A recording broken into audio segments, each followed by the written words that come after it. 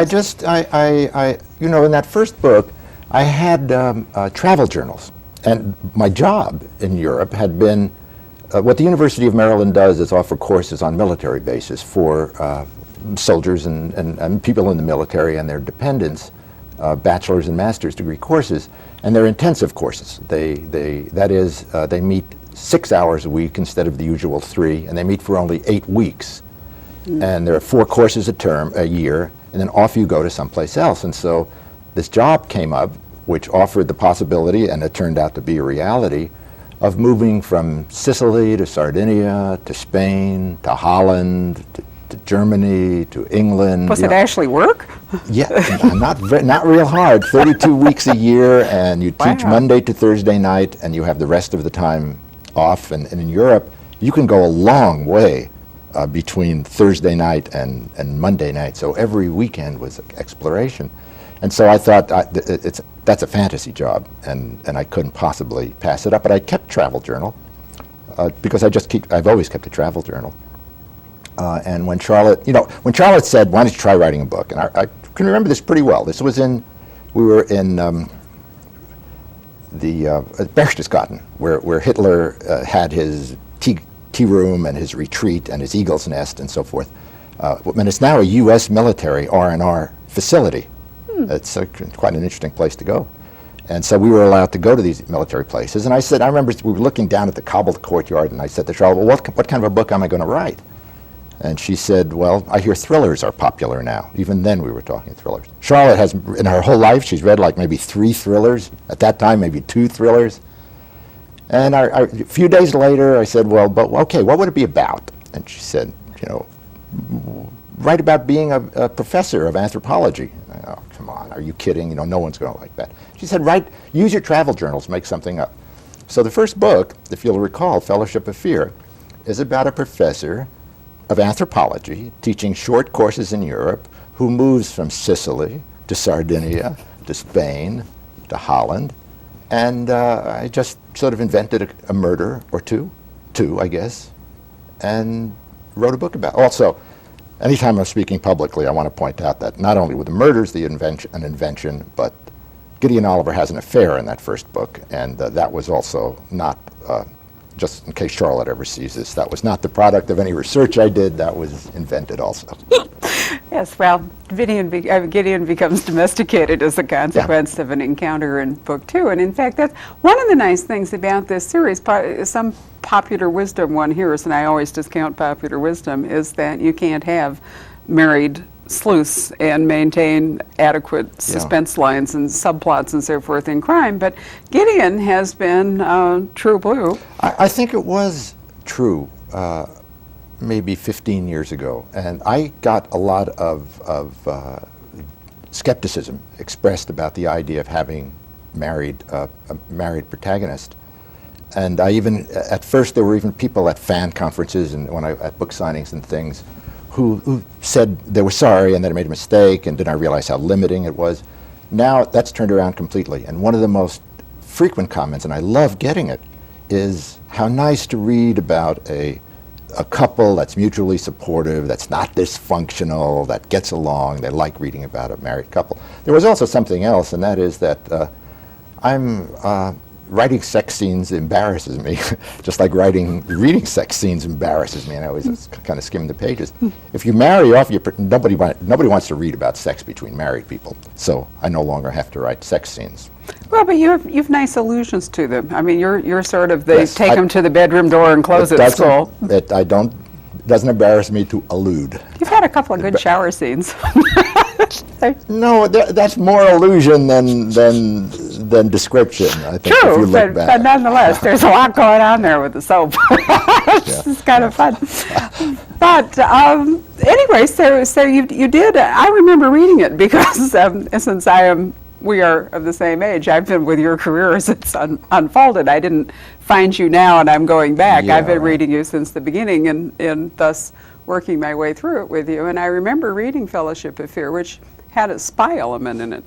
Had a what? Doesn't it have kind of a spy element in it? It does, yeah. I mean, so I wasn't real clear where you were, if in fact you were going to go anywhere. I don't know. Sure. I mean, you read lots of first novels and you think, you like it, and you don't have any idea whether Yeah. the author is going to continue the characters or develop a series from it. And so, lo and behold, comes The Dark Place, and here's our guy back from Europe, and he's now in Washington State in the Olympic rainforest, which is a brilliant place, Yeah. I think. I mean, it's so atmospheric, Yeah, isn't it? and Yeah. just dark and rainy, and he meets this wonderful ranger, and she's great, and then this idea, and so it's not totally clear what The Dark Place is either. I mean, Right. it's not a traditional detective story. It's just this nice guy and interesting woman and wonderful story, and so there we were, and I thought, well, this is good. Now we're, and then we got to Murder at the was Queen's the Arms, next and one. he's in England. Yeah. Well, I knew when I started Fellowship of Fear, the first book, I already had an idea for a second book, and that was The Dark Place. So I just moved from one to the other, and that was the end of my ideas. And after that, when I saw that, well, gee, it looks like I might actually be able to make a living from this, make a career of it, I had to start thinking about what I was writing. And although I confess, you just explained to me the other day what a thriller is, I did know what a mystery was and looked into it. And after The Dark Place, Murder in the Queen's Arms is the first, there's the start of a series of kind of traditional mysteries that limited in the number of suspects, so that they tend to take place, as traditional mysteries often do, in an isolated hotel or on an island or on a boat, so that you can limit your suspects. And I tried to treat them. I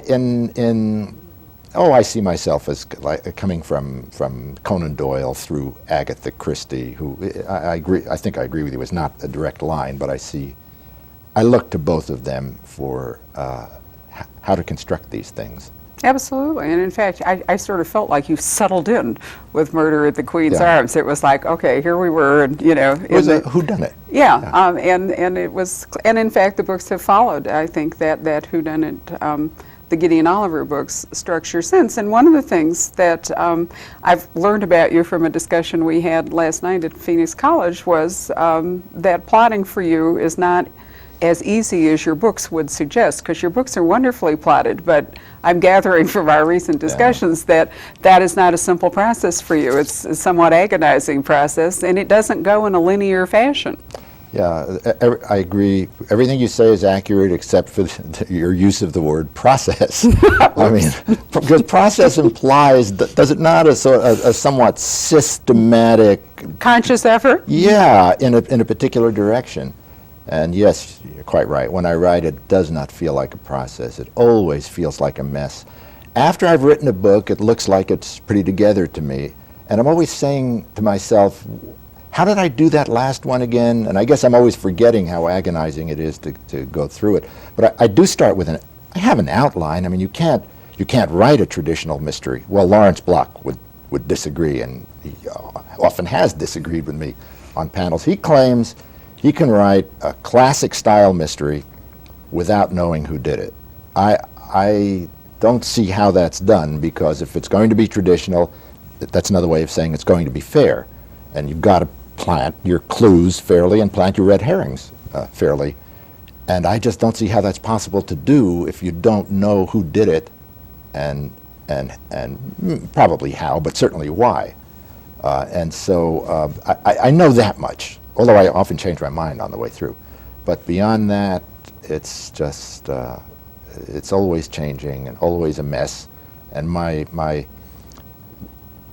I think of it as tinkering, not as a process. And as I write, it's always, I see that it seems to grow like that. You're inside, it's circular with you, isn't it? That's I think a good way of, and as you know, Earl Emerson and I are close friends, another mystery author, and he's a big plotter. He has a 10,000 word outline.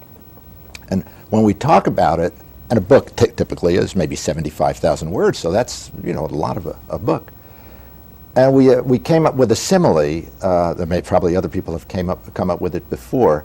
When he writes a book, he thinks of it as a plastic process, like as if a sculptor is working with clay, and there's nothing there. And he's going to make from the shapeless form a form, and he builds it and forms it.